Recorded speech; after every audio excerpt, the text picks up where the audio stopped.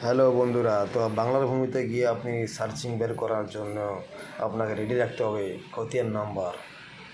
আপনার গ্রাম তো আপনার জানা আছে, খতিয়ান নাম্বার জানা আছে নিশ্চয়ই, রেকর্ডে লেখা আছে উপরে। এখানে দেখুন ডিস্ট্রিক্ট সিলেক্ট করবেন, কী ডিস্ট্রিক্ট আপনার সিলেক্ট করবেন, তারপর ব্লক সিলেক্ট করবেন। ব্লক সিলেক্ট করার পরে নিচে মৌজা সিলেক্ট করবেন, গ্রাম গ্রাম সিলেক্ট করে নেবেন।